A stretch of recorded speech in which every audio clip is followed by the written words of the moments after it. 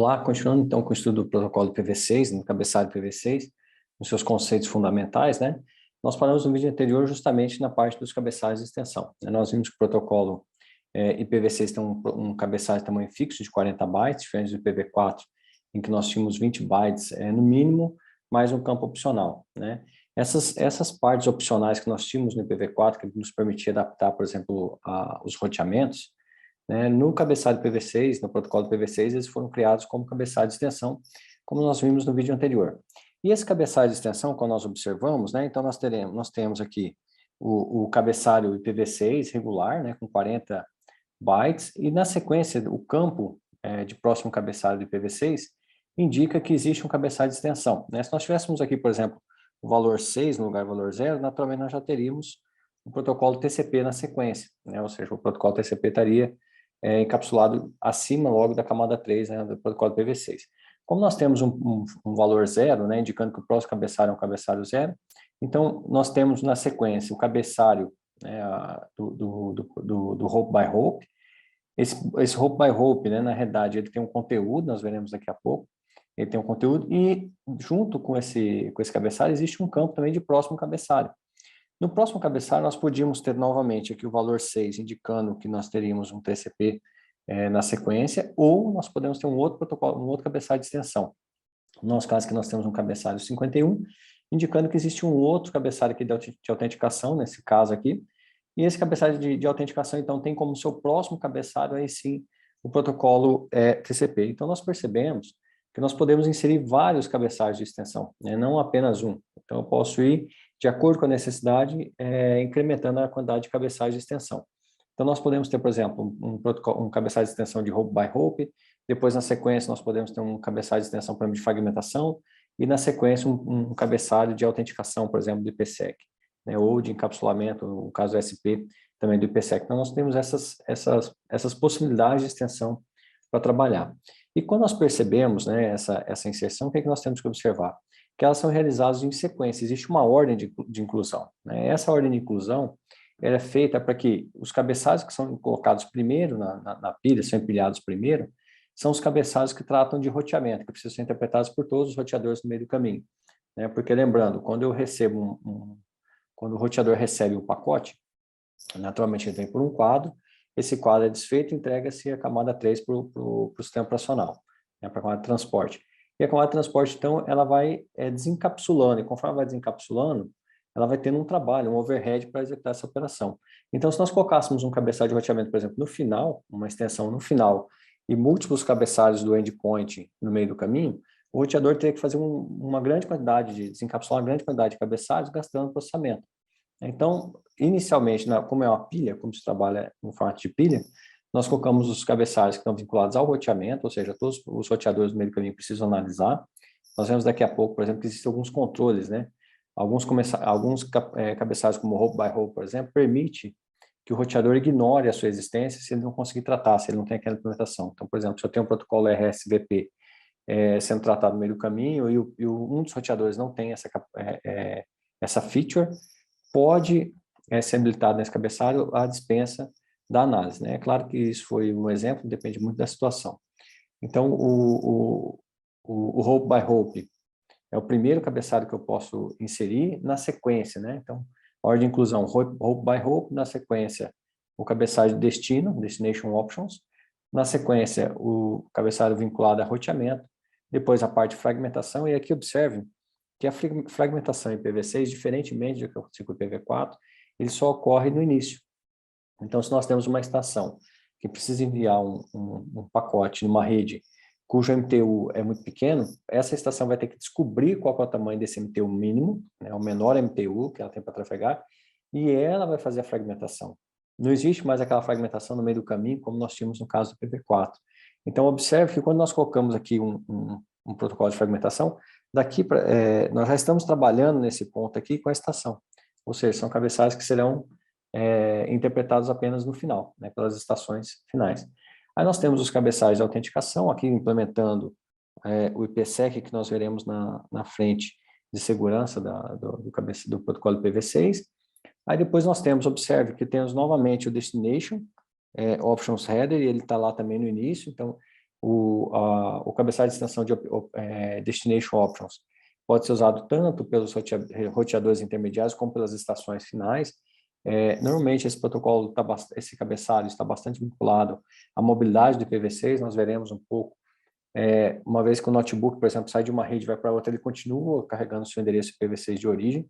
Então, nós temos, em alguns casos, múltiplos IPv6 rodando em diferentes redes físicas, né, diferentes barramentos de dados, e aí nós usamos, então, o Destination Option para fazer esse processamento.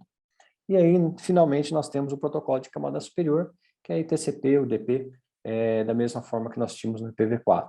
É claro que algumas modificações que ocorreram no IPv6 para permitir, por exemplo, um maior throughput de dados, fizeram com que alguns campos do TCP e do DP fossem interpretados de uma forma um pouco diferente, que nós veremos daqui a pouco, quando passarmos ali no primeiro cabeçalho de extensão Hope by Hope. Então, observando aqui o primeiro cabeçalho de extensão Hope by Hope, nós vamos perceber que esses cabeçados de extensão, muitas vezes, eles possuem, em alguns momentos, eles possuem diferentes tamanhos, assim como acontecia no campo opções do IPv4, em que nós poderíamos ter múltiplas rotas, por exemplo. Então, esse opções, ele variava de tamanho, tinha um tamanho variável. A mesma coisa acontece com os cabeçalhos de extensão. Como eles são cabeçalhos criados para adaptar novos tipos de tráfego, para adaptar novas situações, ou situações que precisam ser interpretadas no meio do caminho de roteamento, muitos deles possuem variação do tamanho. Por isso que muitos deles trabalham com o que nós chamamos de formato TLV. Ou seja, dentro da própria especificação do cabeçalho, existe a definição do tipo de informação que esse cabeçalho está carregando, qual que é o tamanho dessa informação opcional, essa informação adicional, e quais são os valores, né? Então, se nós olharmos, por exemplo, aqui, o cabeçalho Hope by Hope, nós vamos ter, na sua entrada, a indicação de qual que é o próximo cabeçalho. Então, se acima dele nós tivermos um protocolo TCP, por exemplo, nós teríamos o valor 6, aí existe o tamanho do próprio cabeçalho, né? Então, a informação de qual é o tamanho desse cabeçalho, já que o tamanho dele é variável, eu preciso identificar qual que é o tamanho dele, e aí vem o campo opção, quer dizer, qual a opção que eu estou colocando agora no Hope by Hope, né? O que eu quero fazer com esse campo Hope by Hope? Então, me diz qual que é o tipo, porque, veja, Hope by Hope nos leva a entender que esse cabeçalho precisa ser interpretado a cada salto, né? A cada Hope, a cada salto que eu tenho. Nos roteadores eu preciso interpretar isso. Então, quando eu começo a implementar, por exemplo, reserva de caminho para RSVP, por exemplo, né, que vai tentar coloca uma qualidade de serviço para transmissão em tempo real, né, por exemplo, eu preciso especificar o tipo de operação. Então, eu posso usar isso para tratar o Hope by Hope para fazer RSVP, eu posso usar para fazer tráfego multicast, por exemplo. Então, ele foi criado de uma forma genérica para que nós possamos trabalhar com ele em todos os saltos roteadores. Então, quando eu coloco um option type, eu estou dizendo o que eu estou fazendo ali. Então, se eu quero trabalhar com RSVP, por exemplo, eu vou colocar no option type que o tipo de trabalho que eu estou fazendo, o tipo de operação que eu estou fazendo nesse Hope by Hope é de RSVP, né? Então, aqui eu indico qual o tipo e aí qual que é o tamanho, então, dessas opções aqui que o RSVP vai utilizar, né? E aí eu especifico o tamanho e com isso eu consigo, então, calcular, dentro da multiplexação dos pacotes, o roteador consegue calcular de onde começa esse pacote, porque ele sabe que esse pacote, né? O pacote IP tem 40 bytes, então, naturalmente, o Hope by Hope vai estar na sequência aqui. Mas qual que é esse tamanho de leitura, né? Qual que é o tamanho do cabeçalho que eu preciso ler para entregar para a pilha, né? Para a pilha poder processar esse cabeçalho. E aqui nós temos um exemplo ao lado de como fica a montagem do IPv6. Então, nós temos o próprio cabeçalho padrão do IPv6, né, com todos os seus campos. O próximo campo indicando que eu tenho o protocolo Hope by Hope, cabeçalho de extensão, protocolo não, cabeçalho de extensão Hope by Hope. Aqui nós temos no Hope by Hope, dizendo que eu tenho o próximo cabeçalho que está implementado em cima, é um TCP, né, o cabeçalho TCP. Aqui nós vamos ter o tamanho desse cabeçalho, o tipo que eu estou implementando, então o tipo C2, nós temos daqui a pouco, que é a parte de Jumbo Payload, né, o pacotes grandes em cima do TCP, por exemplo. E aí o tamanho que nós temos aqui, tamanho 4. E aqui eu tenho a própria informação do que eu estou tratando, né, fazendo essa parte de Jumbo Frame, por exemplo. E aí vem na sequência realmente o segmento TCP. Se nós observarmos aqui as duas implementações que existem hoje para Hope by Hope, é o Router Alert, né? Então alerta de roteamento, que vai trabalhar com RSVP, que nós estávamos falando agora há pouco, ou também trabalhar com a parte de Discover de Multicast. Então, são duas implementações em que eu faço alerta de roteamento, e lembrando só, né, o RSVP, ele vai saltando, ele vai a cada salto, a cada roteador que ele passa, ele vai fazendo solicitação de reserva de banda e de caminho, para que eu possa fazer um tráfego em tempo real, por exemplo. Então, ele vai fazendo a cada salto essa reserva, e aí também posso implementar o MLD, né, que é o Multicast Listener Discovery, isso pensando em alerta de roteamento. E uma outra implementação que tem sido utilizada é o Jumbo Payload, né, ou seja, fazer com que o pacote IP, que esse pacote que eu estou trafegando, tenha mais que 65 mil bytes, né, 64K bytes, né, que era o tamanho que nós tínhamos no máximo para TCP e UDP. Lembrando de onde saiu esse valor, né? O campo lente tanto do TCP quanto do DP tem 16 bits. Então, nesses 16 bits aqui, nós temos 65.536, né? Como nós começamos no endereço 0, nós vamos até 65.535, né? A numeração, né? E aí que nos dá os 65.536 bytes de capacidade. Quando nós começamos a trabalhar com o Jumbo Payload, né, que nós especificamos, olha, eu estou mandando Hope by Hope, só que esse pacote TCP e UDP não é o tamanho convencional. Então, observe, como o limite máximo dele é 16 bits, simplesmente eu não consigo informar e forçar no IPv4, por exemplo, um pacote TCP ou um fluxo TCP ou um pacote UDP com tamanho maior. Então, no caso do IPv6, o que nós fazemos? Nós inserimos um cabeçalho de Hope by Hope. Nesse cabeçalho, nós dizemos que o pacote TCP e o pacote UDP é maior do que 65.536, indicamos qual que é o tamanho, né, ali no Hope by Hope, para saber qual que é o tamanho do dado que tem que ser coletado agora, já que o próprio TCP e UDP não terão essa informação. E o que nós fazemos com o protocolo DP e o TCP? Porque, veja, o TCP e o UDP não tiveram modificação, de fato, para o IPv6, né? Nós mudamos o formato dele, o que nós mudamos foram alguns comportamentos. Então, nós vimos, por exemplo, que na hora de calcular o checksum, o UDP passou a ter cálculo obrigatório, o que não era anteriormente obrigatório. O cabeçalho, o pseudo-cabeçalho que nós anexamos no TCP e no UDP para fazer o checksum, também mudou um pouco, né? Os cabeçalhos de extensão entram nesse cômputo, né? Coisa que não existia, obviamente, no IPv4. E agora nós temos que alterar também a interpretação de alguns campos do protocolo TCP e do UDP, né? Já que o length, né, o tamanho, vai no máximo até 65.536, como é que eu vou conseguir colocar um pacote ali dentro agora, no caso do UDP, por exemplo, que chega até a 4 GB? Né? Então, eu preciso de alguma forma modificar a interpretação do campo length, tanto do TCP quanto do UDP. E no caso do UDP, nós levamos o campo length para 0, ou seja, toda vez que o campo tamanho do UDP estiver marcado como 0, provavelmente eu tenho um cabeçalho Hope by Hope indicando que isso aqui se trata de um jumbo, né, de um payload grande, né, um jumbo payload. E no caso do TCP, nós precisamos mexer no máximo segment size, né, que trabalha com a janela deslizante, colocando o valor máximo, 65.535, para dizer, olha, essa é a maior janela disponível, né, de fluxo de dados.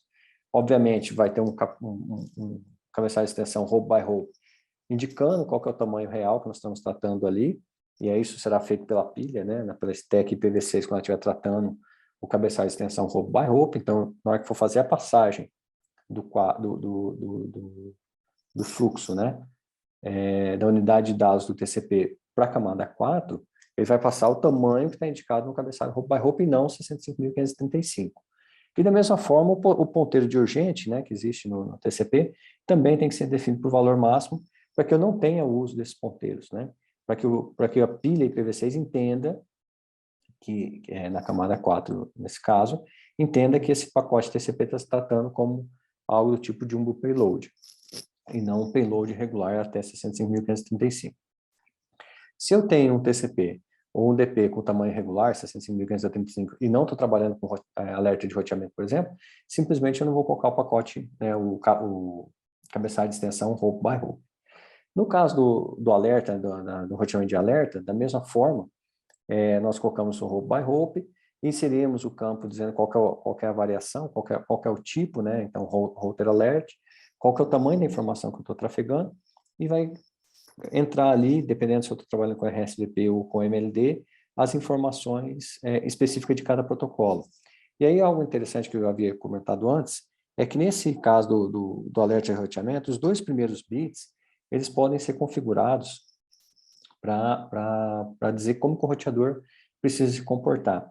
Então, se eu tenho os 2 primeiros bits como 00, eu posso dizer que o roteador que não tem implementado aquela funcionalidade pode ignorar aquela mensagem, aquele cabeçalho, simplesmente descarta ele e continua o roteamento. É claro que no roteamento ele vai manter o cabeçalho, né? O cabeçalho vai para o próximo salto com o cabeçalho de extensão da mesma forma, né? Ele descarta simplesmente na sua interpretação, na sua pilha. Se tiver o valor 01, ele vai descartar o pacote. Olha, se chegou esse pacote, chegou no roteador. Ele não tem essa funcionalidade implementada, ele vai descartar esse pacote, ele não vai continuar o roteamento. Mas também não vai notificar a origem, né? Se tiver o valor 10, ele vai descartar esse pacote e vai enviar para a origem um pacote SMP, a versão 6, informando que ele não consegue tratar esse pacote, então o pacote vai ser descartado. Mas observe, e aí nós veremos mais para frente, né, no segundo módulo, que o IPv6 trabalha muito com mensagem multicast. Então, quando você coloca o valor 10 ali naquela parte de alerta, ele vai mandar essa mensagem de retorno, mesmo que seja um endereço multicast. E aí, se nós colocarmos o endereço 11, ele só vai mandar essa mensagem esse SMP de notificação se o endereço que ele está tratando não for um endereço multicast. Né? Porque em alguns casos, nós precisamos trabalhar com um sistema unicast. E aí, quando vem uma informação, né, eu sou uma máquina de origem, mando um pacote multicast, e esse multicast chega no roteador, o roteador não consegue tratar, ele devolve essa mensagem de SMP para esse multicast.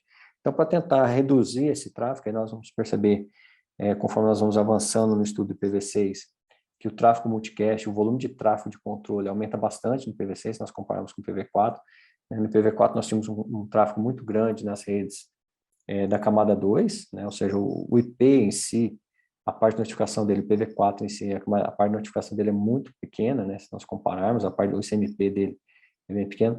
No IPv6, não. O IPv6, o controle todo, como nós nos descolamos, né? Ele se descolou da camada 2, não no sentido de distanciamento de uso, né? É claro que ele é acoplado na camada 2, mas ele parou de depender das funcionalidades da camada 2.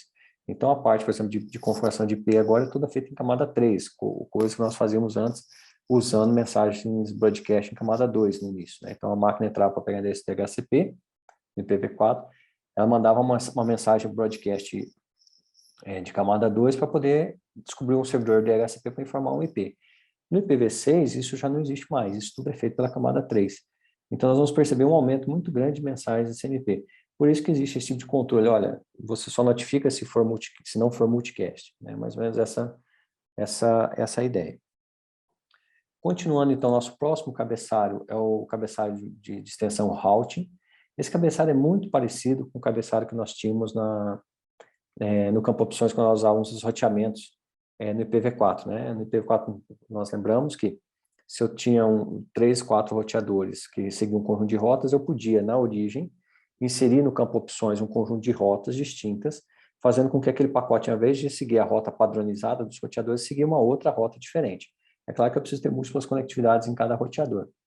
Isso faz, por exemplo, que nós consigamos fazer um ataque de spoofing, colocando, a partir da internet, um IP interno, fazendo com que o pacote entre e saia, né? Se o firewall, por exemplo, não estiver tratando esse campo opções, não estiver fazendo as partes de sanitização do campo opções, tratando a parte de combate a spoofing, né?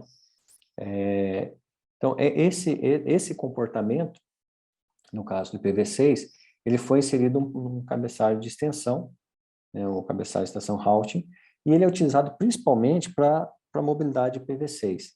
Quando nós pensamos na mobilidade IPv6, só colocar uma folha em branco.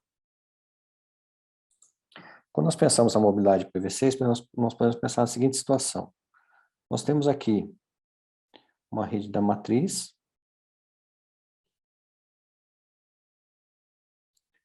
com o roteador principal aqui, e essa rede tem o endereço 201, DB8, café, 1, alguma coisa. Isso, um endereço de 64 bits. Eu tenho aqui nessa rede uma máquina aqui, né, um notebook, cujo IP dela é 201, DB8, café 1, final 10, né, 00000, final 10. Digamos que esse roteador aqui seja final 1. Então, 201 dB8 café 1, 0, 0, 0, 0, 0, 0, 0, até chegar no 1. E aí nós temos aqui na sequência, vamos inserir a internet aqui no meio, para fazer a comunicação. E aqui eu vou ter uma rede da filial 1. E não necessariamente precisa ser a internet do meio, mas só para ficar mais claro, né? Fica mais claro o exemplo de que não há ali conversão de IPs, né? É uma rede totalmente IPv6. Aqui na filial 1, nós temos a rede com IP 201, DB8, BIF, 1, alguma coisa, né? E aqui na rede 2 nós temos o endereço 2001, DB8, feed, 1, alguma coisa. Tudo 64, né? Barra 64, para facilitar. Daqui a pouco nós vamos ver como é que monta os endereçamentos. E aqui na rede da filial 1, eu vou ter uma estação B aqui. Essa estação de cima é a estação A. Eu tenho a estação B, que é a estação que quer se comunicar com a estação A. Essa estação aqui, ela tem o IP 201, DB8 BIF1, final 20, né? Só para exemplificar. Agora observe, essa máquina que está aqui, esse host A, em algum momento, ele pode simplesmente migrar para a segunda rede, para a rede dos 2001, DB8, feed 1. E aí essa máquina, então, se localiza agora temporariamente nessa rede aqui. Quando ela se localiza nessa rede, quando ela entra nessa rede, nós vamos ver que o IPv6 ele tem um sistema de numeração automatizado, né, automático. Então, assim que ela entra na rede, ela vai ganhar um IPv6 dessa rede. E aí, digamos que ela ganhou aqui o IP, da mesma forma, final 10. Então, nesse momento agora, ela está trafegando, ela tem dois IPs. Ela tem o IP 2001, DB8, café 1.10, e tem o IP 2001, DB8, feed 1.10. Observe que o segundo IP, que o feed, faz parte dessa rede da filial 2, e o primeiro IP, que é o IP café, final café, faz parte da rede da matriz. Mas observe que quando essa máquina B vai fazer uma comunicação com a máquina A, ele vai atrás do IP da matriz, que ela tem na matriz, porque esse é o IP conhecido dessa máquina, digamos que seja um servidor, ou seja um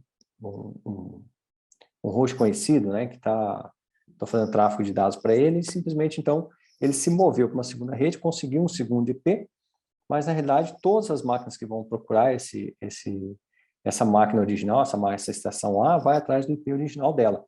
Esse IP original, que nós chamamos aqui a rede café, é o que nós chamamos aqui de home address, ou seja, é o endereço doméstico dela. Deixa eu só escrever um pouco mais para cá, que acabou a tela. Esse primeiro aqui é o home address. E o de baixo é o care-of address, ou seja, o IP que ela obteve numa rede adicional. Nesse momento, o que nós precisamos observar? Que na hora que essa máquina B, então, for fazer uma requisição, ela vai fazer uma requisição para essa máquina aqui, vai chegar nesse roteador, o roteador naturalmente deveria entregar para dentro. Mas se entregar o pacote para dentro, a máquina não está mais naquela localidade. Então, num passo anterior, quando a máquina fez essa mobilidade, o que ela faz? Ela faz uma notificação para esse roteador, que nós chamamos de home agent, ou home agent, né?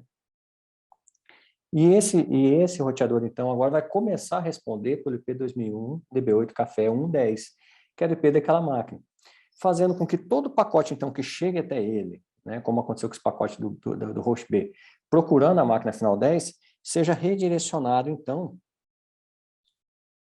para a máquina que está ali naquele endereço 2001 DB8 feed 1.10, fazendo, então, com que o care of address dela seja o caminho de recebimento desse pacote que originalmente ia para a rede café, para a rede da matriz, né? Naturalmente que existem métodos, né, para que nós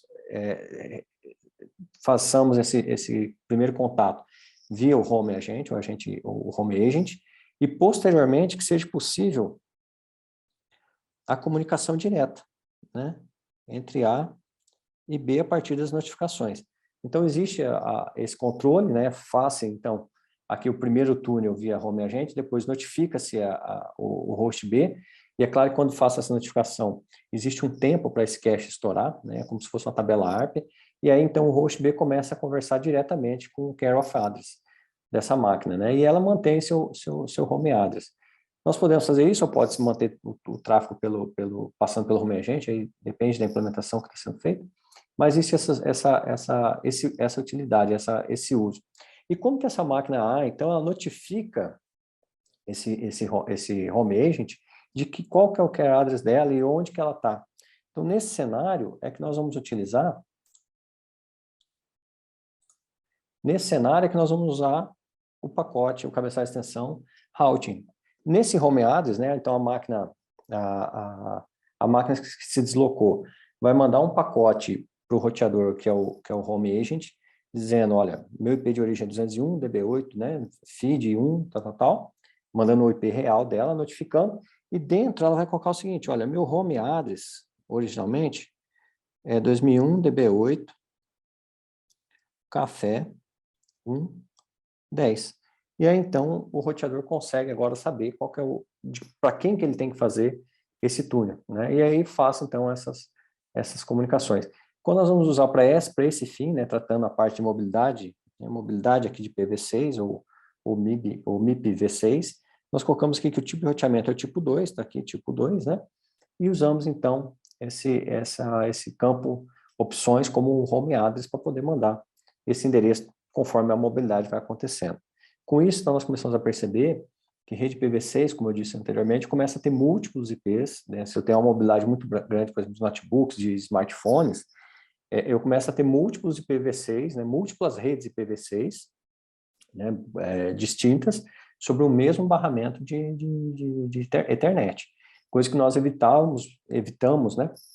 Em cima de IPv4, começa de fato a acontecer com o IPv6. Em IPv4 nós sempre tínhamos aquela máxima, quando nós criamos subnets, subredes ou superredes, né, que em cima de cada barramento Ethernet, ou cada barramento de rede, se for tecnologia, nós anexamos uma única rede, um único bloco IP. No caso do IPv6, nós também fazemos isso. Em cima de cada barramento, nós atribuímos um único bloco IP. A questão toda é que conforme nós começamos a ter mobilidade dentro da rede, se nós ativarmos essa parte de mobilidade, nós começamos a ter múltiplos IPs, de diferentes redes IPs, V6, rodando em cima de um mesmo barramento, né? E aí isso gera também um certo tráfego e dificulta o controle um pouco do que está acontecendo.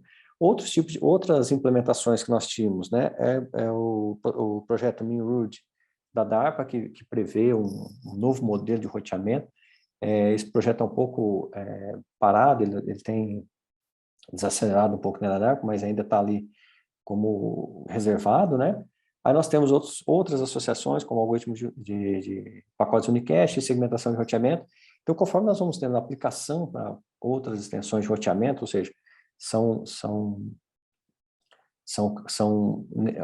atividades que os roteadores vão executar, então observe que nós ainda estamos trabalhando com os roteamentos, e aí nós vamos implementando dentro desse cabeçalho de extensão, cabeçalho routing. O próximo cabeçalho que nós temos é o cabeçalho de fragmentação, né, o cabeçalho de extensão fragment, e aí se nós observarmos, o fragment ele tem a mesma estrutura praticamente do IPv4. Então nós vamos ter o fragment offset, que vai dizer, olha, eu preciso remontar um pacote, então digamos que esse aqui seja o pacote original. Nós dividimos esse pacote aqui de fato em 3 pacotinhos, né? Então aqui eu tenho o primeiro pacote, o segundo pacote e o terceiro pacote. O que nós vamos fazendo? Olha, esse aqui, o fragment offset dele é 0, ou seja, quando ele chegar, ele vai ser montado no início, na posição 0. E ele vai ter um tamanho aqui, né? Esse tamanho, né, o fragment offset, digamos que seja 50, e aí lembrando, ele é sempre múltiplos de 8. Né? Então, se nós estamos falando aqui em 50, nós estamos levando 400 bytes, né, nesse pacote inicial. Então, quando chega o segundo pacote, qual vai ser o fragment offset dele? Vai ser 50. Porque, olha, eu coloquei aqui da posição 0. Naturalmente, fui até a posição 49, isso era do primeiro pacote. Então, o segundo pacote vai ser inserido aqui no início, na posição 50, e vai ir até uma outra posição aqui, digamos, 70, né? Então, o fragment offset dele é de 50, quer dizer, ele começa em 50. E qual que é o fragment offset, então, do próximo? Você tem aqui 50, ele foi até 70, o fragment offset do próximo é 70. Ele vai ser encaixado após aqui na posição 71, e assim vai se fazendo a remontagem. Então, essa é a utilidade do campo fragment offset, para indicar onde que os pacotes, onde os fragmentos precisam ser encaixados com relação ao pacote original. Nós temos o campo, o bit, né, more fragment, ou seja, o pacote 1, quando ele chega, ele diz que ele tem mais fragmentos. O pacote 2, o fragmento 2, perdão, quando chega, também diz que tem mais fragmento. E o terceiro pacote, que é o terceiro fragmento, vai dizer, olha, não existem mais fragmentos. Então, como que eu identifico, né, durante o processo de fragmentação, qual que é o primeiro pacote, qual que é o primeiro fragmento, né? Então, um pacote com o primeiro fragmento, qual que é o pacote com o último fragmento? Olha, se nós olharmos aqui a flag more fragment, o primeiro pacote vai estar com 1 e o último com 0. Se nós olharmos o fragment offset, o primeiro pacote vai estar com 0, ou seja, é o início, e o último aqui vai estar com o valor x, que é a soma dos fragmentos, né? Então, sempre o primeiro pacote é o que tem mais fragmentos e não tem deslocamento, e o último pacote é o que não tem mais fragmentos e tem deslocamento. Com isso, a gente consegue ir remontando os demais do meio pelo próprio fragment offset, ou seja, conforme vai chegando o fragment offset, a gente vai remontando esses pacotes. Da mesma forma, existe um campo aqui para próximo cabeçalho, para dizer qual que é o próximo cabeçalho que está acima. Se tiver um TCP, vai ter o valor 6 aqui nesse próximo cabeçalho, um valor reservado, e a fragmentação, né? Tem uma reserva aqui também, e a fragmentação, a identificação. O que essa identificação faz? Ela identifica os fragmentos. Então, quando eu pego um pacote e crio 3 fragmentos, eu vou colocar uma identificação, por exemplo, 000, vou colocando 0 em tudo aqui, até 1. Então, quer dizer, eu tenho 32 bits, 31 zeros e um bit 1. O próximo fragmento vai ter essa mesma identificação, para dizer que, olha, esse fragmento é o mesmo do fragmento anterior. E aí, sucessivamente. Então, quantas fragmentações simultâneas nós podemos ter? 2 elevado a 32, que nos dá próximo de 4 GB fragmentos. Então, nós podemos fazer 4 GB fragmentações simultâneas em cima do IPv6. E aqui, só para exemplificar, né, o mesmo exemplo que nós vimos anteriormente com o IPv4, nós temos aqui um pacote original com 1.480 bytes, e nós temos 2 redes para trafegar, uma com 1.500, um MTU de 1.500, outra de 1.420. Se o nosso pacote original é 1.480 bytes, ou seja, eu tenho 1.480 bytes de dados para trafegar naquele pacote, mas desse 1.480 bytes, 40 bytes é o cabeçalho IPv6. Então, de fato, aqui é o header, né? Então, de fato, de dados mesmo, o que nós temos aqui são 1.440 bytes. Essa é a quantidade de dados que nós temos para trafegar. Mas observe que para trafegar 1.440 bytes, né, eu vou formar o pacote original de 1.480, eu passo para o primeiro MTU tranquilamente, né, vai sobrar 20 bytes ainda, mas eu não passo para esse segundo MTU, né, porque ele é menor que 1.480. Então, o meu pacote mínimo que eu tenho, se eu não tiver fragmento, é maior que o MTU disponível. Então, o que vai acontecer? Existem 2 formas, né, de fazer essa fragmentação, de descobrir essa fragmentação. O mais comum é a máquina mandar esse pacote para o primeiro roteador. O primeiro roteador vai trafegar esse pacote até o segundo, porque ele cabe, né, o MTU da primeira rede comporta esse pacote. Quando chegar nesse roteador B, o que o roteador B vai perceber? Olha, eu não consigo enviar esse pacote pelo próximo MTU, pela próxima rede. Então, o que ele vai fazer? Ele vai notificar a origem de que que o MTU dessa próxima rede é 1.420. Diferente do que aconteceu no IPv4. O que ia acontecer no IPv4? No roteador B, nós teríamos a fragmentação desse pacote em 2 fragmentos, e esses fragmentos seguiriam até a estação final. Então, esses fragmentos chegariam aqui na estação final, e a estação final aqui ia remontar, né? Que ia fazer a remontagem. A remontagem em IPv6 é exatamente igual a IPv4, ou seja, a estação final é que faz a remontagem.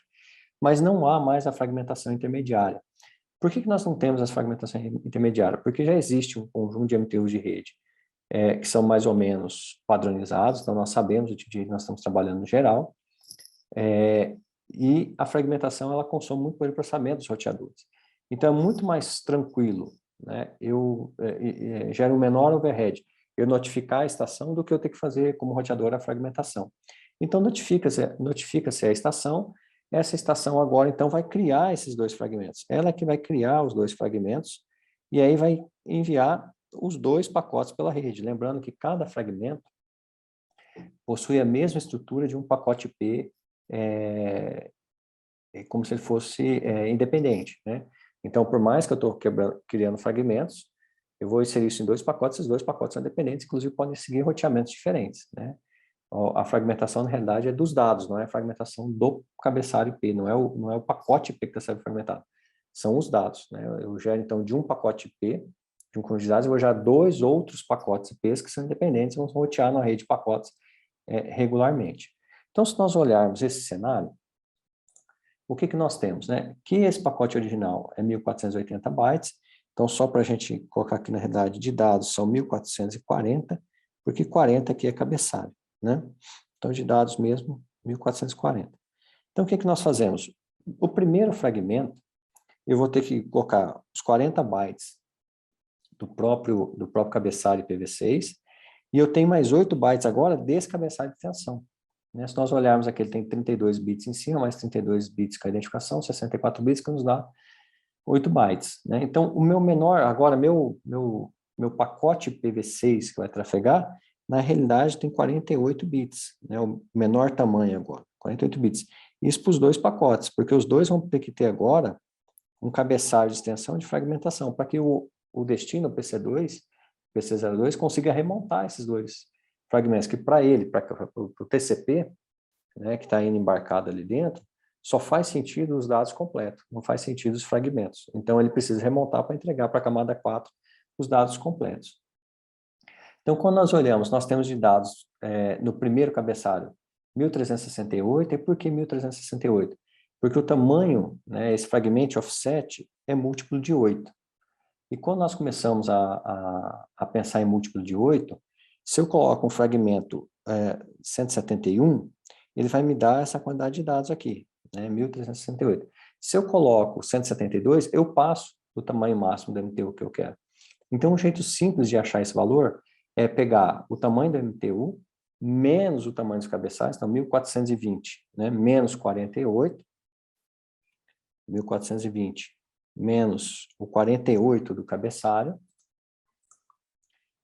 Então, aqui dá 2, 4, 10, 6, 7, 3.372. Esse é o valor que eu posso levar de dados nesse segundo MTU, né, nessa segunda rede que nós temos aqui. Então, eu posso falar 1.372, mas esse valor do fragmento offset precisa ser múltiplo de 8. Então, na hora que eu faço aqui a divisão por 8, dá um que dá 8 aqui, né? 8, 10, sobra 5, 7. 5, 7.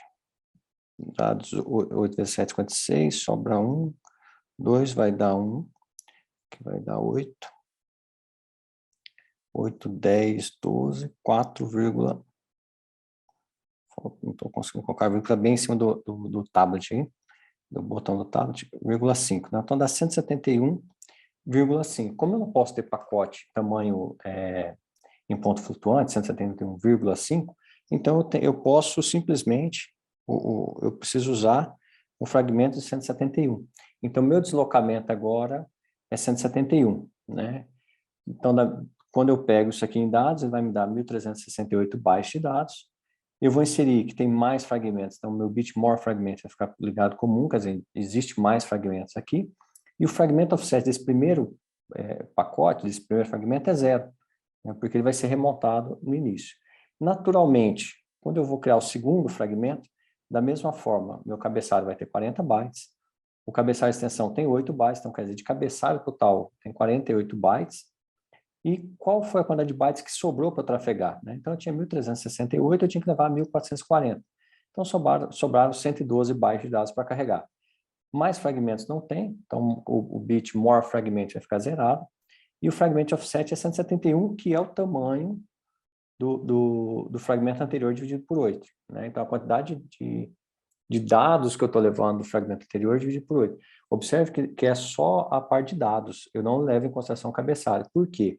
Porque quando eu vou remontar esses dados lá no final, então aqui é os dados que vão ser entregues para a camada 4, vai ser entregue para o TCP, por exemplo, ou para o DP, o que eu vou fazer? Eu vou pegar aqui 1.368 bytes e inserir aqui, então esse 1.368 bytes, a partir da posição 0.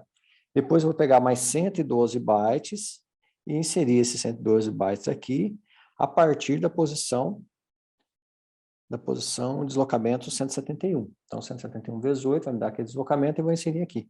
Então, observe que o que eu estou remontando são simplesmente dados. Eu não estou remontando a camada 3. Então, eu sempre preciso lembrar que eu remonto, faço remontagem de fragmentos para a camada 4. Eu remonto dados e não camada 3, porque os pacotes IP já estão completos.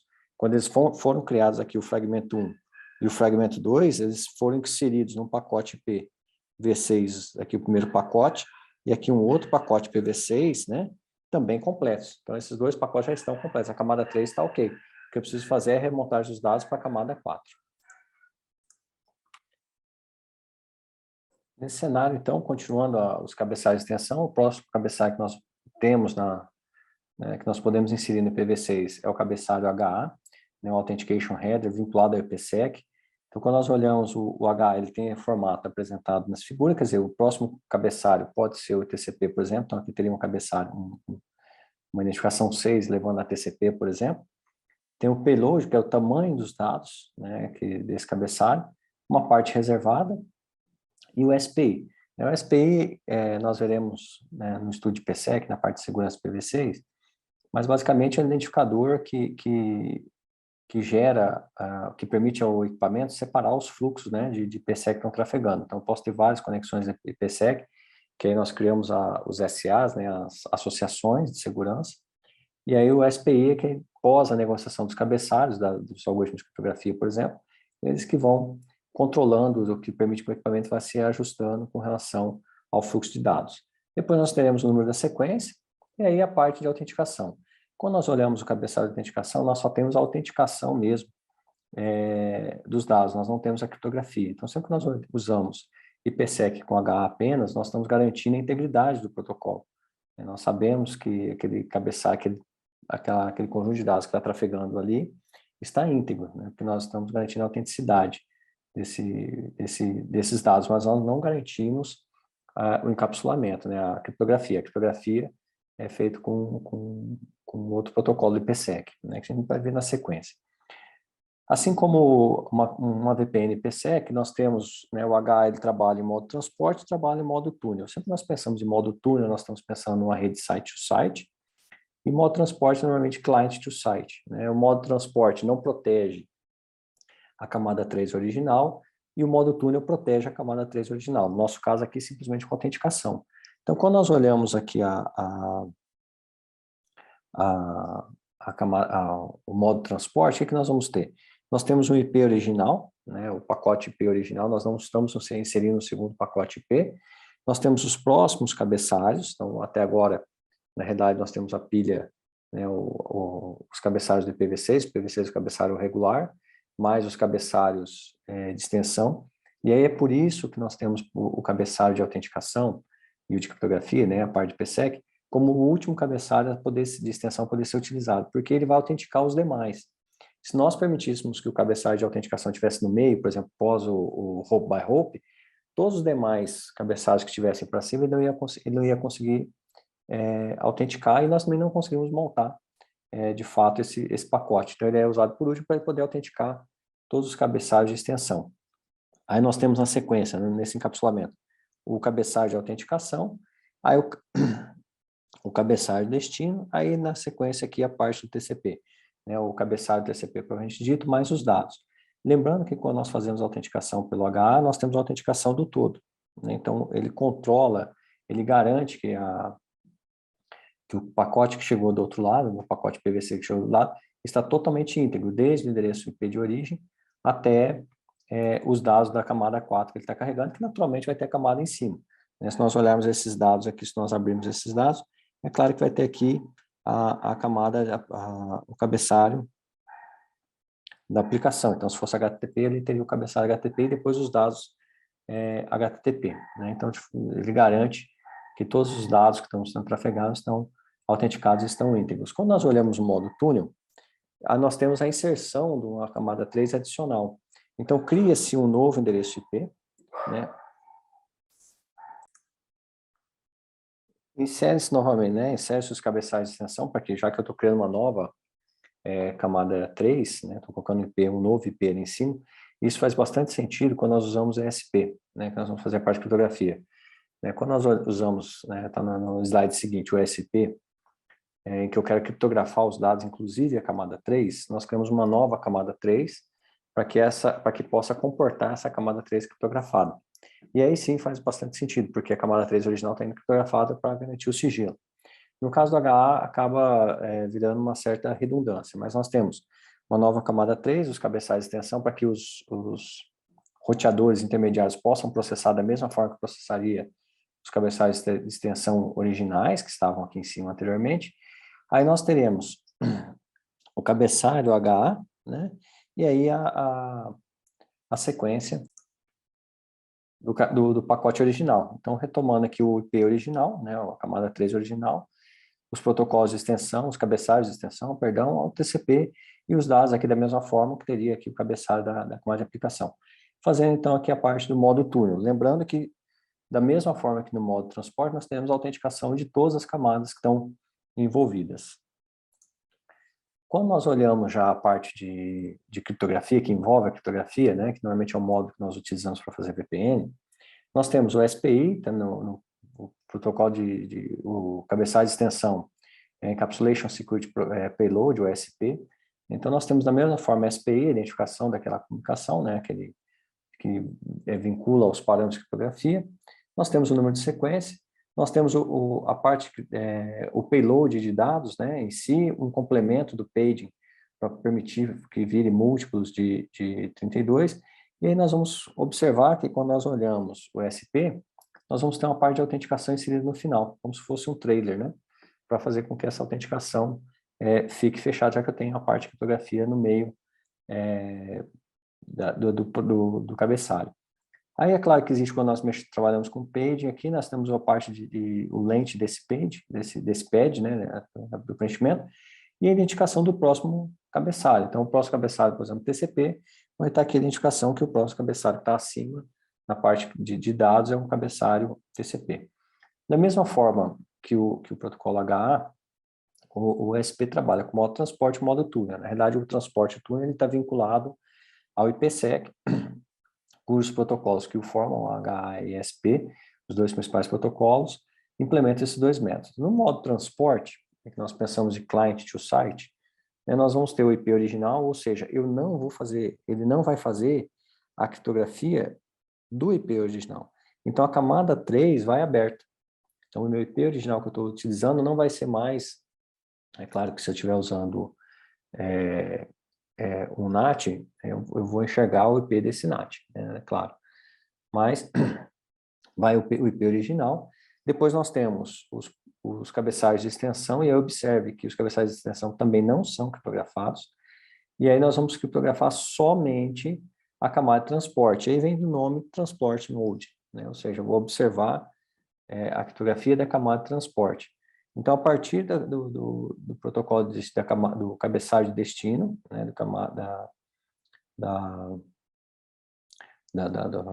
do protocolo superior, né, vamos ter aqui a parte de criptografia. Então, o Destination Header encripta o TCP Header também, que é o protocolo de camada superior, a parte de dados, e aí nós temos o trailer aqui para fechar, então, essa parte de criptografia, e aí colocamos a autenticação. A autenticação também pega o SP, porque, obviamente, eu preciso garantir que o próprio SP está íntegro, né? Eu não posso simplesmente mandar algo criptografado e autenticado e não garantir que o protocolo que está fazendo a criptografia também esteja autenticado. Então, aqui, observe que ele não criptografa o cabeçalho SP, mas ele garante a autenticação. Da mesma forma, eu não garanto, né, a autenticação do trailer, obviamente, porque ele é utilizado para criptografia, mas eu garanto que tudo que está criptografado ali no meio está íntegro. Então, uma vez que esse conjunto de dados aqui que está encriptado chegou ao destino final, eu consigo garantir essa integridade dos dados. Quando nós observamos o modo túnel, e aí o modo túnel cria, né, da mesma forma que o Authentication Header AH, perdão, cria uma nova camada 3, o SP também vai inserir uma nova camada 3. Então, observe que cria-se uma nova camada 3, que não está encriptada e também não é autenticada. Os protocolos de extensão também são inseridos, da mesma forma para que o roteamento possa trabalhar com eles. E na sequência nós entramos com o cabeçalho ESP, que vai fechar no trailer ESP, fazendo com que essa parte seja encriptada, né, que eu consiga tratar a parte de encriptação e também autenticação. E aí, na sequência, nós começamos a ter o protocolo IP original, aí os cabeçalhos de extensão, o header TCP e o par de dados, que também vai ter o cabeçalho da aplicação. Da mesma forma, nós garantimos a autenticação do ESP até o trailer, né? Da mesma forma que anteriormente, nós saímos aqui do ESP e até o trailer autenticando. E a criptografia muda agora, porque eu não estou olhando simplesmente mais do cabeçalho de extensão de destino e da camada de transporte, mas estou olhando desde a camada 3.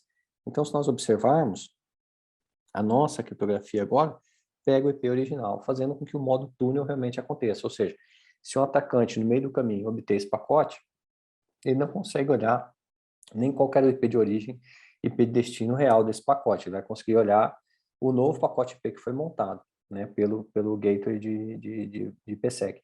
Mas ele não consegue ter acesso nem à camada 3 original, nem aos parâmetros originais, nem aos cabeçalhos de extensão originais. Só uma observação que quando nós olhamos o modo transporte, e aí transporte nos vincula à camada de transporte, mas existe a criptografia também dos cabeçalhos de destination, né? O cabeçalho de extensão destination header. Por que existe esse cabeçalho de extensão? Ele é repetido, né? Observe que ele deveria estar aqui, né? Ele está aqui. E aí, originalmente ele estaria aqui, né?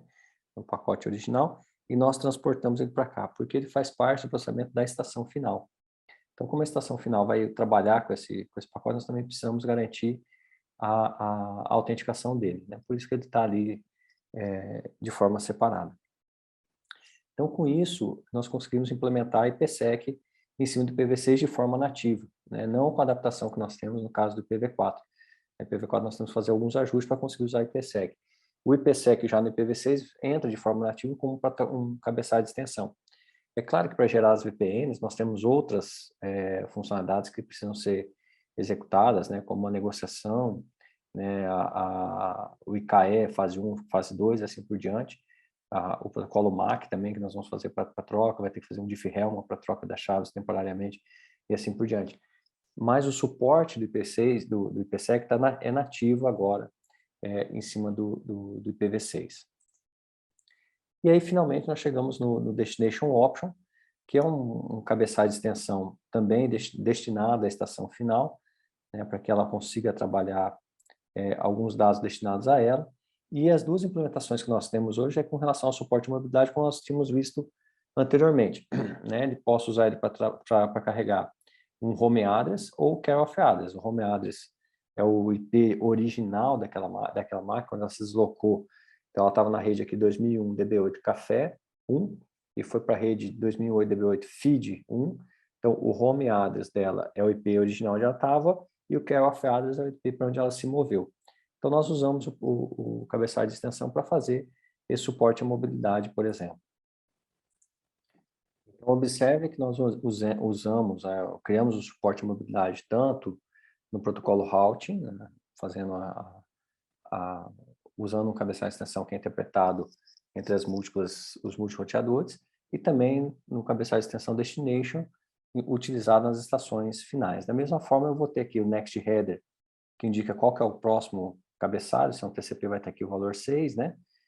A extensão, o tamanho desse cabeçalho, que olha, observe que ele tem um campo opcional com tamanho variável, um option time e option length, né? Aqui, novamente, nós vamos ter a questão do type, length e value, né? O tipo TLV que forma esse cabeçalho. Da mesma forma que o rope by rope, como nós havíamos visto no início do vídeo.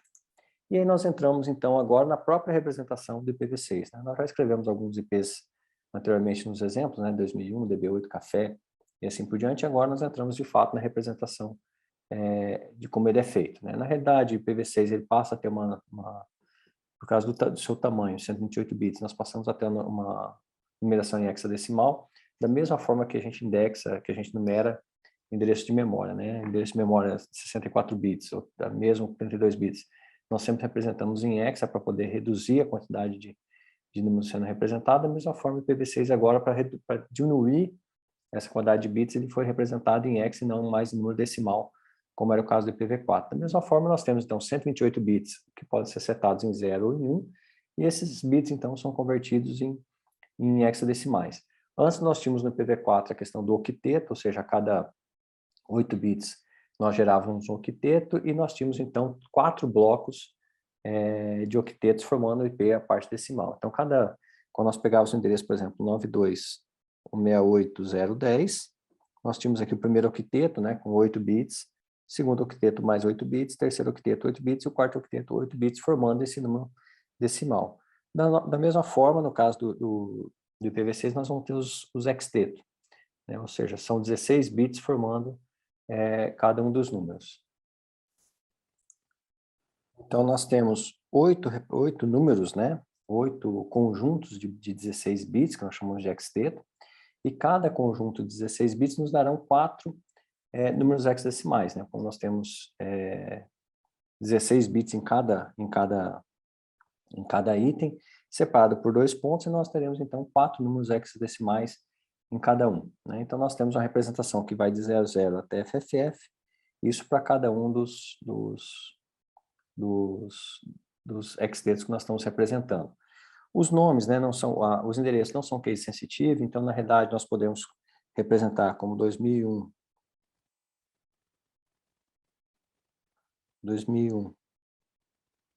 DB8, né, em maiúsculo, ou então DB8 em minúsculo, não faz diferença.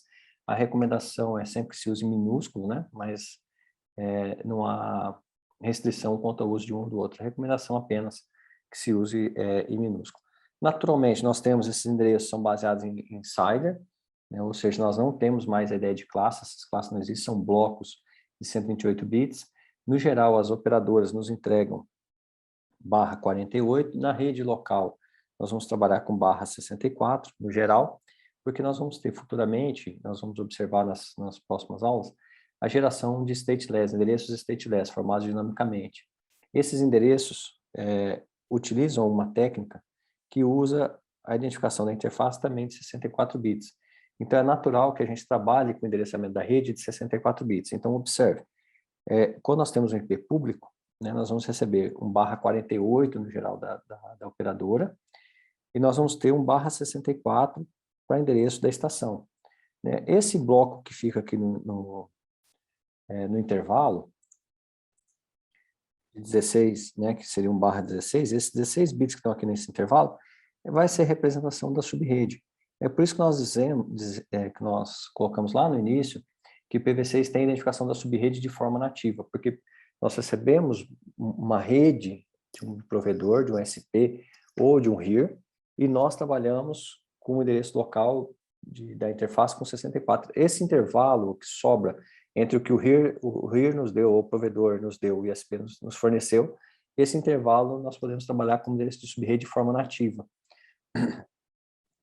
Da mesma forma, a representação que nós temos, nós podemos usar ele totalmente preenchido, então todas as casas hexadecimais preenchidas, então nós temos o endereço 2001, 0DB8, café, 0000, 0000, 0000, 0000, 0001, para uma interface de rede. Da mesma forma, nós podemos reduzir esses endereços como 2001 DB8 café, esses 4 zeros nós passamos a representar por 1 zero, esses 4 da mesma forma, e aí tiramos esses 3 zeros aqui, mantemos só um, obtendo esse endereço de baixo, 2001 DB8 café, 00001. Ou nós podemos começar a suprimir zeros no meio, né? Então, quando nós temos uma sequência de zeros, nós podemos simplesmente suprimi-los e representar por 2 pontos, como nós estávamos fazendo no exemplo. Então, teria 2001 DB8 café, dois pontos, dois pontos, 1 para dizer que esse é endereço 1.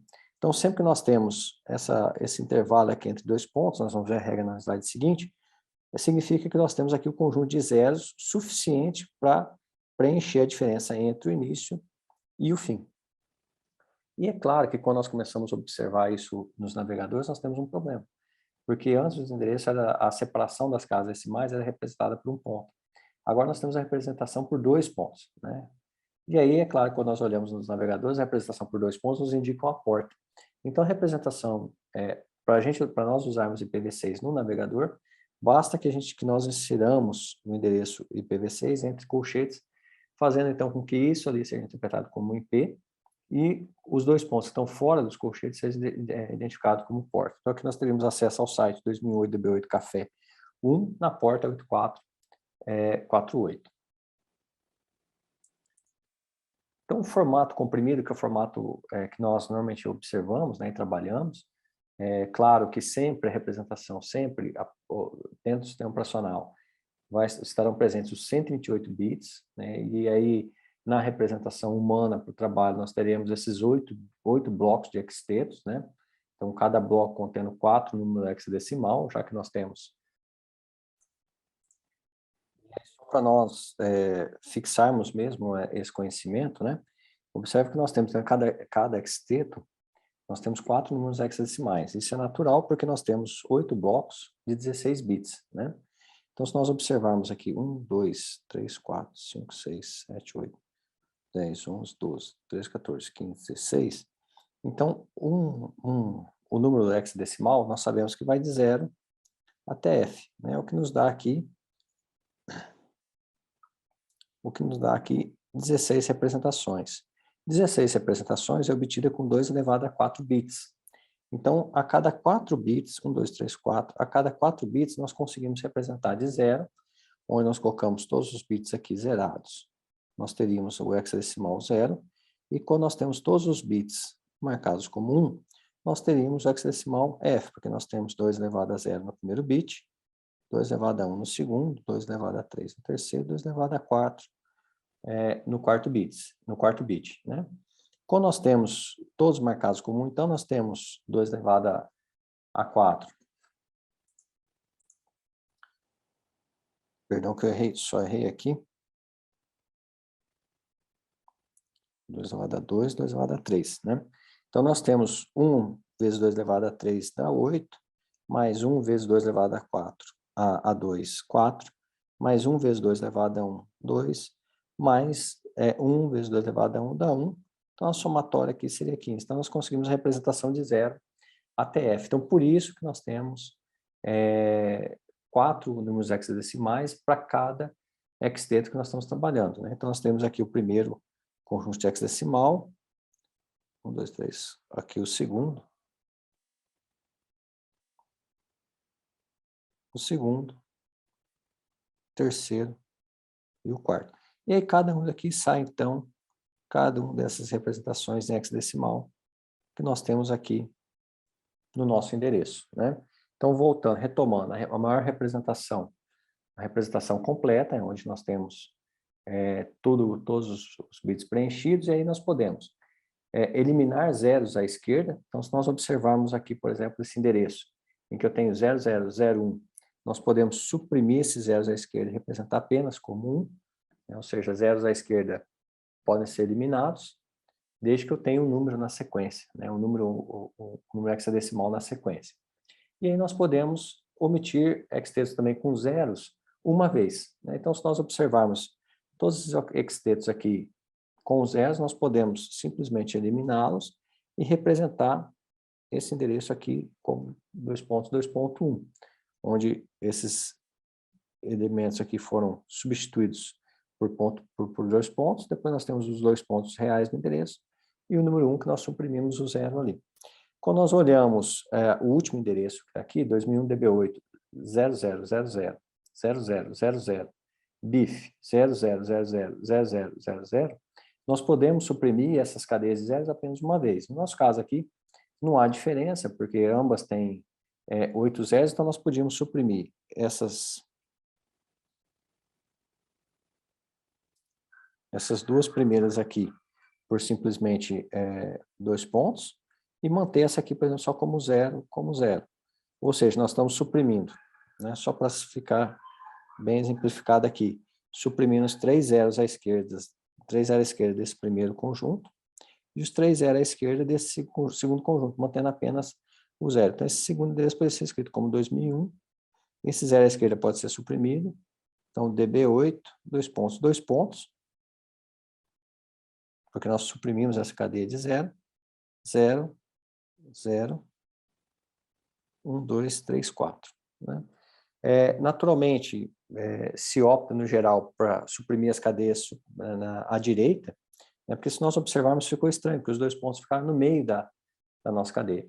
Então, seria mais interessante se nós fizéssemos 2001, DB8, da mesma forma que suprimimos 0 DB8, 0, 0, quer dizer, suprimimos 3 zeros da primeira cadeia e 3 zeros da segunda cadeia, BIF, e aí sim suprimiria as cadeias de 0, 1, 2, 3, 4. Aqui no endereço de cima faltou o BIF aqui, antes aqui na sequência, né?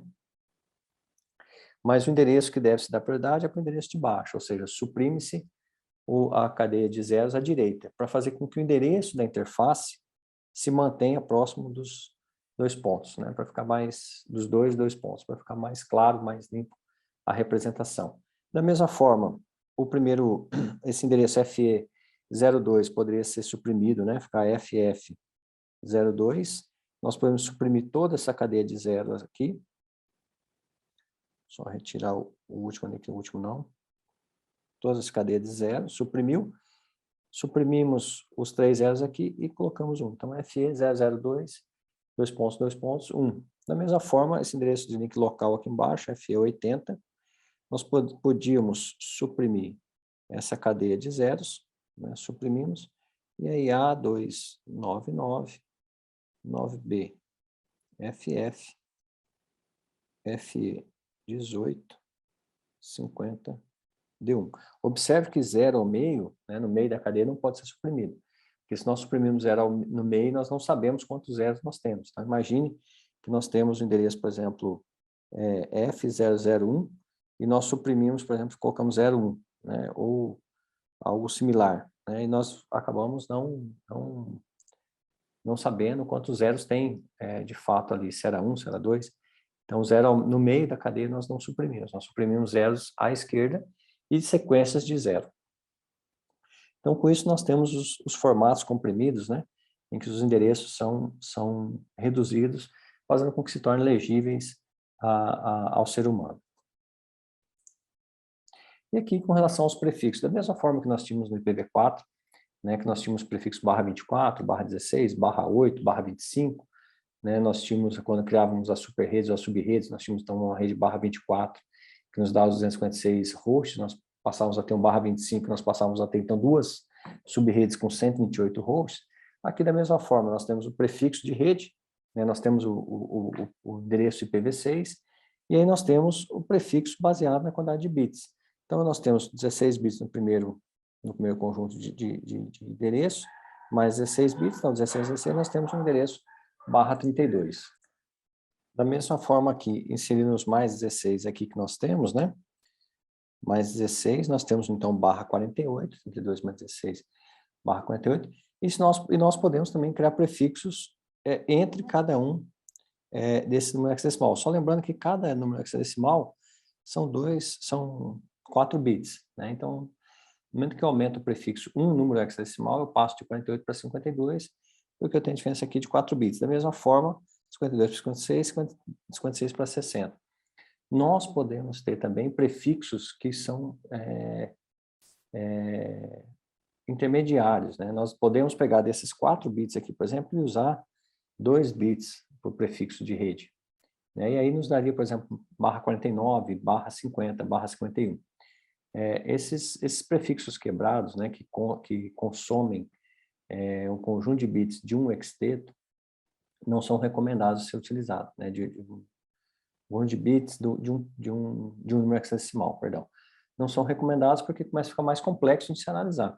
Como esse PV6 é um endereço razoavelmente grande, né, um endereço bastante que consegue abarcar bastante configuração, e nós podemos usar, por exemplo, um Xteto inteiro para tratar a parte de subrede. Não é aconselhável porque não há essa necessidade como nós tínhamos com o IPv4. Quando o IPv4, o sistema de numeração era pequeno, nós tínhamos uma rede classe C, o barra 24, eu queria quebrar isso em 4 redes, eu precisava então avançar com o barra 26, né, para fazer com que eu tivesse mais redes. Então a gente acabava entrando no meio do octeto para quebrar essa numeração. No caso aqui, a recomendação que nós mantemos sempre é de 4 em 4 bits, né, mantendo o número hexadecimal inteiro e aquele número hexadecimal, então, represente o endereço de rede. Porque imagine nós temos um endereço cujo o primeiro bit aqui, de 0 a 3, é uma subrede, de 4 a 7, outra subrede, por exemplo, de 8 e assim por diante. E aí a gente tem que começar a ficar olhando dentro de um número hexadecimal, a mudança daquele número representaria redes diferentes, enquanto se nós olharmos sempre para a numeração baseada nesse prefixo de 4 bits, né, múltiplo de 4 bits, uma vez que eu mude aquele número de 4 bits, eu estou automaticamente mudando a rede. Então, no barra 48, 0 é uma rede, 1 é outra rede, 2 é outra rede, 3 é outra rede, e assim por diante, né? Então, fica mais simples da gente observar. E aqui, então, nós entramos na última parte desse módulo, que é o endereço IPv6 e a sua divisão. Assim como nós tínhamos no IPv4 endereço privado, né? Quando nós criamos a ideia de NAT e endereçamento público, endereço loopback, da mesma forma nós temos aqui no sistema IPv6 um conjunto de endereços. Então, nós temos endereço de loopback, que tem a mesma ideia do endereço de loopback do IPv4, o endereço global unicast, e aí unicast, né, que é um endereço único para cada interface. O global unicast é o mesmo endereço público, né, tem a mesma ideia do endereço público IPv4. O único local unicast nos remete à ideia do endereçamento IPv4 privado. Então, nós teremos o único local. No geral, quando nós trabalhamos com IPv6, quando nós recebemos um bloco IPv6 público, nós acabamos jogando esse bloco IPv6 público, né, que na realidade é o Global Unicast, para dentro da rede local. Normalmente não se tem único local unicast dentro da rede, porque precisa fazer NAT para sair, porque o único local ele não é roteado, não é roteável na internet, assim como o IPv4 privado também não é, então precisa fazer NAT, e toda vez que eu faço NAT nós temos a questão do aumento do overhead, né? Então nós acabamos usando o Global Unicast, né? Fazendo com que dentro da rede nós tenhamos IP válidos para serem públicos, para serem roteados na internet. O uso do único local, no geral, está reservado a redes que não têm contato com a internet. Então, quando nós temos redes que são isoladas, nós acabamos usando o único local para poder não precisar, por exemplo, do ISP para nos fornecer um bloco para fazer uma rede que não vai ter contato naturalmente com a internet, né? Da mesma forma, quando nós trabalhamos com uma AS, como o AS precisa publicar a faixa BGP, e você tem uma rede nós temos uma rede que não está conectada à internet, não faz sentido eu ficar publicando, gastando, né, faixa BGP, publicando no BGP, uma rede que eu não vou deixar que ela seja acessível, por exemplo. Nós temos um outro endereço chamado link local unicast, e aqui é novidade no IPv6. Os endereços link local, ele não tem roteamento entre links. Então, quando nós pensamos no roteador, por exemplo, e eu tenho duas redes, né, uma de cada lado, a rede 1, por exemplo, e a rede 2, o endereço link local, ele só funciona dentro desse barramento de rede. Ele jamais é roteado de um lado para o outro do meu barramento. Então, isso faz com que eu possa ter, por exemplo, desse lado aqui, e eles sempre começam, né, com FE80, nós veremos daqui a pouquinho a numeração, FE80, por exemplo, nessa primeira interface do roteador, e esse mesmo endereço, FE80, na segunda interface do roteador.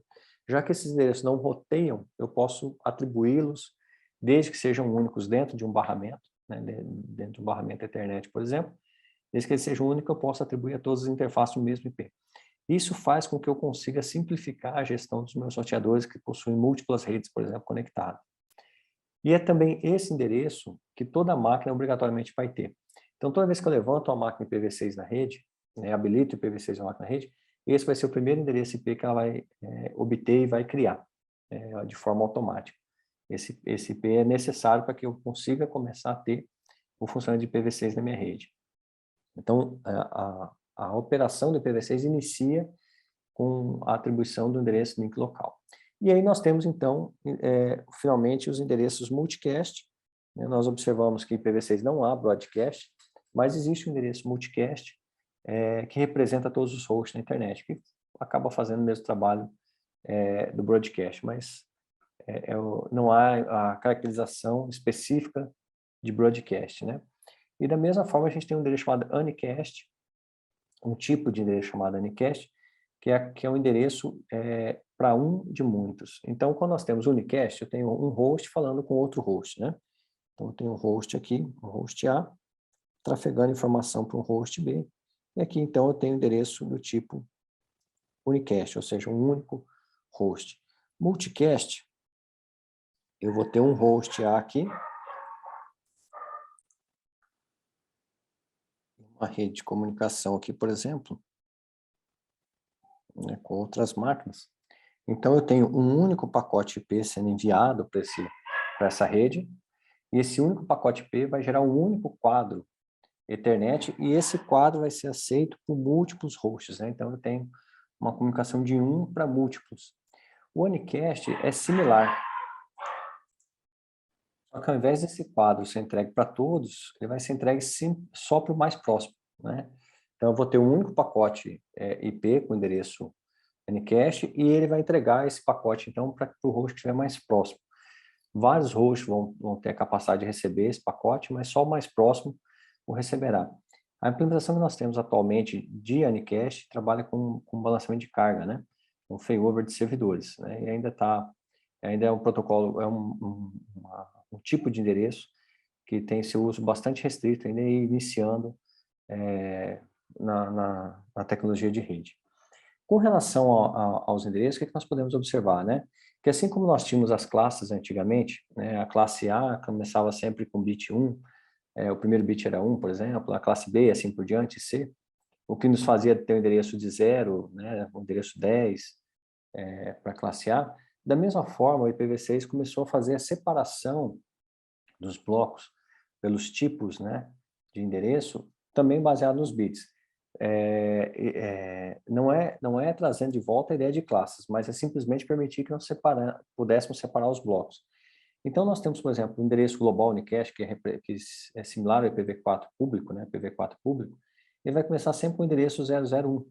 Então, quando nós observamos, aqui nós temos embaixo a representação do primeiro hexteto, né, dos primeiros 16 bits, então ele sempre vai iniciar com 001. O menor endereço que nós temos, então, é quando nós inserimos 0 em todos esse primeiro hexteto, né? E aí, é claro, que nós temos aqui 2 elevado a 0, 2 elevado a 1, 2 elevado a 2, 2 elevado a 3.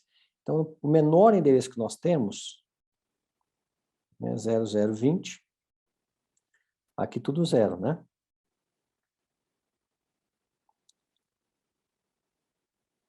020 não, perdão, 2, né? 2000. Então, essa rede global unicast começa com o endereço 2000 alguma coisa. Então, nós temos 2000 até o maior endereço possível, né? Só apagar aqui embaixo. O menor endereço é o 2000, né? Iniciando com 2000. E o maior endereço é quando eu mantenho o início aqui de acordo com a definição e insiro 1 em todos os demais bits do hexteto. Então, meu primeiro hexteto maior possível vai ser 2 elevado a 0 aqui, 2 elevado a 1, 2 elevado a 2, 2 elevado a 3. Então, nós temos 2 mais 1. Então, 2 elevado a 1 é 2, mais 2 elevado a 0 é 1. Então, nós vamos ter aqui 0, e na sequência tudo F, né? Então, esse endereço vai se estender, então, de 3 FFF, e os demais números aqui, né? Os demais números são todos em F, né? Então, nós temos 3 FFF, né? Que é o primeiro hexteto. E os demais tudo F, quer dizer, o maior endereço, quando nós setamos todos os outros bits como 1. Então, o menor endereço nós temos aqui 2000, tudo zero, então 2000, 0, 0, 0, 0, 0, né? Tudo zero até o final. E o maior 3, FFF, tudo F até o final. Isso nos dando, então, o intervalo de endereços, né, do Global Unicast. Então, quando nós observamos no Brasil, nós vamos encontrar o endereço 2001, alguma coisa que foi o endereço que ficou para o LACNIC, né, iniciando ali no bloco 2001. Por isso que os exemplos também levam 2001. E é interessante observar que quando temos, por exemplo, o Global Unicast, né, 2001 DB8, normalmente esse DB8 acabou ficando para um endereçamento utilizado em treinamentos. Então, 2001 DB8, né, 0 DB8, acabou sendo endereço usado sempre para treinamentos. Da mesma forma que nós achamos aqui o menor endereço do Global Unicast e o maior endereço do Global Unicast, ou seja, qual que é a variação da faixa, nós encontramos também as variações para o endereço loopback, para o link local Unicast, link local Unicast e também para o multicast. Observando que as máscaras que nós temos definidas aqui simplesmente são as máscaras utilizadas, a máscara, o tamanho do bloco, do CIDR, é o tamanho do bloco utilizado para fazer a separação de todo o sistema de endereçamento. Então, observe que ele sempre tem o início baseado nos 3 primeiros bits. Né? Então, foram criadas áreas de endereçamento de tamanhos iguais, né? Sempre baseadas em 3 bits, e aí nos dá essa representação de gráfico de pizza. E aí esse gráfico de pizza, então, foi sendo alocado para os endereços. Então, o Global Unicast utilizou um bloco, né? um pedaço todo desse gráfico de pizza para endereços públicos, né? No caso do link local, do endereço de multicast, eles foram alocados no bloco que começa com 1. Então, de acordo com a máscara, né, você tem aqui as alocações de cada um em sua faixa. Então, o loopback, ele inicia, né, no 00, então aqui é tudo zero, e aí a representação de tudo zero eu posso suprimir, como eu posso suprimir uma cadeia de zeros, todos os zeros por nada, uma única vez, e aí nós temos o primeiro endereço tudo zero, então ele fica simplesmente 2 pontos, 2 pontos. Então, o primeiro endereço é tudo zero, e o maior endereço 00 e o resto tudo F, né? Barra 8, esse aqui é o endereço loopback, esse endereço loopback. Aqui o Global Unicast nós já vimos. O único local Unicast, começando sempre em FC00 e indo até FD, FF e o resto do F, barra 7. Então, se nós observarmos, aqui nós temos 7 bits representando a parte de rede, né? Então, a parte fixa, digamos assim. Depois nós temos o link local Unicast, FE80, o primeiro endereço, começa em FE80 o resto do 0, barra 10, e aí terminando em FBF, tudo F, também barra 10 para endereço link local. É bem comum, sempre que nós trabalhamos com link local, trabalhar sempre com FE80, né? Dificilmente nós trabalhamos com alguns números fora do FE80. E endereço multicast começa em FF00, né, e vai até todos os Fs, né, a representação barra 8. Então, quando nós observamos